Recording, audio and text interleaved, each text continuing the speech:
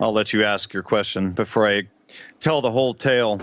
Yeah, so we have cultural relativism, moral relativism, there's epistemic relativism, the idea that epistemology is merely a product of one's paradigm and there are no universal epistemological standards by which we can appraise the truth value of statements. Yeah, so, this is all created by the sophists, essentially.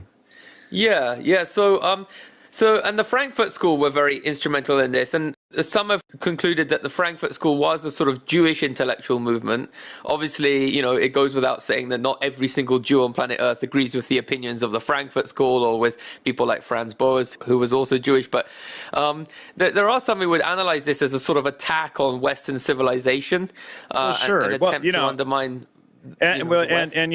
sorry to interrupt you there, and I should say that members of the Frankfurt School were guys like Karl Marx and George Wilhelm Hegel, where we get the Hegelian dialectic. Wilhelm Reich, that promoted the so-called sexual revolution, was out of there. And then ideas like neo-feudalism and the New Age movement and student movements, and these ideas actually came out of the Frankfurt School. Now, I tried to find a paper that someone sent me and I lost it, but the top members of the Israeli government, I wish I found that paper first, admit that there is zero difference between, Zio-racism or Zionism and communism. And of course, the Jewish Bolshevik Revolution in Russia killed 66 million plus people. And of course, they have kept the entire focus on what Hitler did since World War II to keep the focus off of what the Jews actually did in Russia. And so, there is this whole cover-up there with that. But, one thing that I have found in researching MKUltra, which I found very startling at first, was that at least... and we're always told that MKUltra was, it came out of Germany. It was all the Germans and these German researchers and all of this stuff. But when you actually look at the MKUltra researchers and their backgrounds, even the ones that came out of Operation Paperclip, at least 50, maybe upwards to 70% of them were Jewish and not German backgrounds. And what's interesting is I only know of one or two Chinese and Japanese MKUltra researchers, no Latino researchers, no black researchers, and maybe 20–30% Anglo-American type, British also, and then one Egyptian doctor. And so, when you look at this, it's rather startling because, obviously Judaism is supposed to only compose 1–3% of the population, somewhere in there, but yet 50 to 70% of the MKUltra researchers have this one specific background. And, that is a bit frightening, but when we get in and we look at Zio-racism and the Talmud and all of this stuff, the Talmud is very clear that Gentiles aren't so-called humans or real men, and that only Jews are. And then you understand from there why so many Jews were involved in the human experiments, because the Talmud says that they're allowed to experiment on other people which they don't consider human.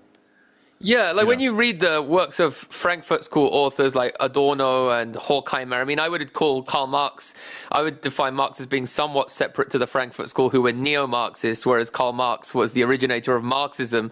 And my point was that he greatly influenced the Frankfurt School. Even if they came up with neo-Marxism, it was still largely influenced by him. Sorry, go ahead. Yeah, and these Jewish authors in the Frankfurt School, they were obsessed with preventing Holocaust 2 2.0, preventing national socialism or Gentile unification. What do you mean when you say Holocaust 2.0? Because you have to define what Holocaust 1.0 right. was. I mean, are you talking about what the Bolshevik Jews did in Russia, or what do you mean by that? Are you talking about Dresden? I'm not sure. So yeah, well, obviously they presupposed the official narrative of the so-called German Holocaust, which, as we know, many scholars like David Irving and Friedrich Tobin and others have brought into question. Jürgen Graf and others have questioned and have, in many instances, refuted claims of. But anyway, from their point of view, they wrote in terms of, oh, Auschwitz. Like, I think I read a phrase by Horkheimer, and it said, all sociology should be informed by the experience of Auschwitz from now on. And in fact, Kevin MacDonald has a quote from an Israeli historian who called sociology a Jewish religion and called the Frankfurt School a Jewish sect. So there's no doubt this was heavily influenced by Jews. And I mean, the thing is, you have to understand what happened in National Socialist Germany. Basically, Jews were dislodged from power, right? Jews were disempowered because Gentiles in Germany, or the German ethnic group, was able to unify. And I think what they did was study what enabled Germans to unify. And you had the patriarchal family, the church, strong ethnocentrism. You know, the Frankfurt School had this F scale, the fascist scale, by which they gauged the extent to which someone was fascistic, and they did surveys, and if someone said they were patriotic or they loved their flag or whatever, that would be an indicator of being fascistic. And so this whole... sorry to interrupt you. Meanwhile, Israel is one of the most fascist countries in the world, where interracial marriage is disallowed, where the country's under apartheid, where every year they bomb their neighbors that they stole the land from, you know, et cetera, et cetera, et cetera. And because they, you know, have this stuff written down in a book that their own priests wrote down 2,000 years ago, they think that it gives them automatic right to land that the Palestinians have lived on for 1,500 years or 1,000 years, you know. Yeah, so my point is, though, that I think that all the phenomena that you identify, whether it's the destabilization of the family, the attack on health and nutrition, which we'll come to later, or this attempt to inebriate people overtly with drugs and alcohol, that all of this is clearly an attempt to prevent people unifying in the way that they did in Germany, and therefore ensuring the hegemony of a certain group in the long term. Would that be a fair way to describe things? Oh, I would say for sure. And it appears that there is really some sort of unification between the elite Anglos, from England, and the leading Jewish factions as well. And they seem to be working the same agenda. And so, it's for that reason, it's very important that we expose Zio-racism and, all of this stuff, and expose all of the anti-Germanicism, et cetera, that's been promoted in the media and elsewhere. I mean, obviously when we get in and we look at MKUltra and we see, who are really involved, then we have the purpose of constantly blaming Germany for MKUltra in the USA that was run largely by Jewish researchers.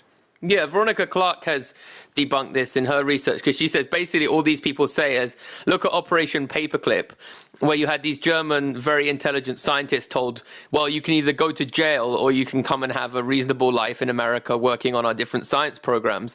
And from that isolated occurrence of a handful of German doctors coming over to the States, all the crimes of the CIA subsequently are pinned on as if this is an extension of National Socialist Germany in America. Sure, right? And this is totally promoted by guys like Dave Emery, et cetera, too, constantly. The whole CIA and everything, it's because the Nazis infiltrated us. But when you actually get in and you look at many of the names of the researchers that were brought in under Operation Paperclip, many of them were Jewish, not German. In fact, I would say a very large proportion of them were Jewish. Yes. So perhaps we can now get into some of the etymological roots of some of the phrases that people are familiar with. I mean,